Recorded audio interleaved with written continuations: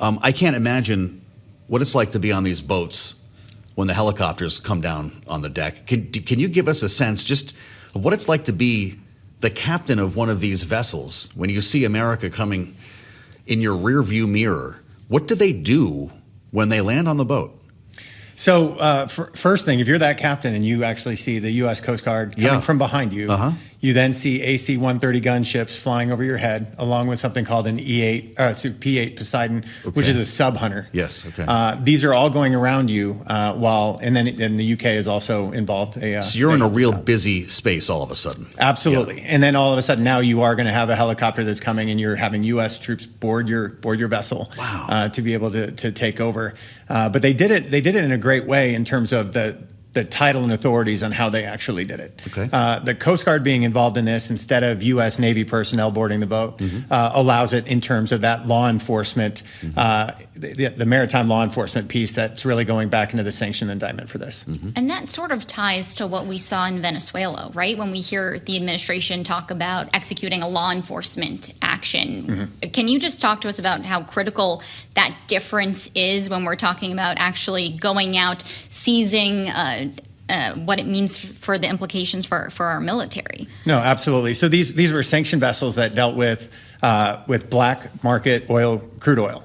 And so as such, right, the difference between the Coast Guard and the Navy, if the Navy does it, it ends up having a much higher level escalation on the public stage. So the fact that the Coast Guard was the one that was following this vessel, they originally tried to board the vessel, a couple weeks ago, and then started following it, and they waited, the U.S. waited to board this until this point.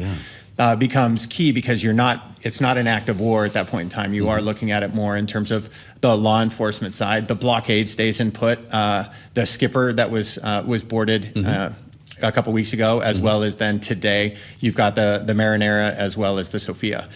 So they're doing this under the law enforcement side. The Coast Guard is playing a pivotal role in this. Really interesting. This video that we're showing on Bloomberg TV and on YouTube is wild, taken with night goggles, I guess, or night vision here, as you see them climbing the stairs up to the bridge of this ship. And you see right now, if you're watching, the helicopter coming down on the deck of this boat. There they are climbing the stairs. Colonel, did they knock or did they knock the door down? Well, I think at this point in time, they're looking for rules of engagement were probably very clear before they actually boarded that boat. So it's probably a no-knock warrant. A no-knock warrant that allows them to be able to go in and be able to do that. They've already provided entry at that point in time. They're already on the vessel. So at that point in time, what is going to provide them with the most force protection to be able to, and they always do it with the least amount, right? Escalation of force. So they're going to start at that lower level. And if you're that captain on a vessel, I think at that point in time, you've been followed by the Coast Guard. You've got the gunships ahead. I don't think you're going to resist. Right. Leading up to this, we saw what appeared to be an escalation by Russia, right? They had sent a submarine to escort one of these tankers. Does this action by the U.S. risk inflaming those tensions between the U.S. and Russia? What do those sorts of communications look like between Washington and the Kremlin? Are there communications? There were, because Russia came and said that they were concerned about the fact that the Coast Guard was following along. But the U.S. comes in and talks about the fact this was a stateless vessel up until that point. This is not this is not a Russian flagged vessel.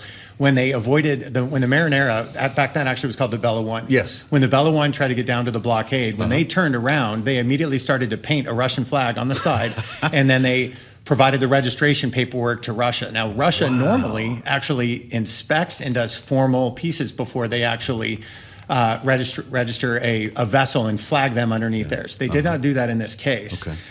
So then when the Russian submarine is coming up, they're the ones who actually provided a Title 10 military action, if you will, compared to the U.S. Coast Guard Title 14 or under Title 18 under law enforcement authorities. Both of those. That escalation actually came from Russia. So I think when looking at the political calculus on that was, hey, look, we still boarded the vessel using our law enforcement authorities. But yes, the fact that the Russian was there did have to play into, okay, is the Russian submarine going to engage? So what do we think about that? Do you mention that P-3 sub hunter? Do they bug out when they see hardware like that when the United States is around, or does that draw submarines to the scene? Well, I think at that point in time, I don't know whether the indicators and warnings Okay. for that submarine knows that they're actually being I see. seen or watched Wow. or tracked Yeah. by a P-8 Poseidon. But those sub hunters do end up P-8, playing right. Got a it. very critical role.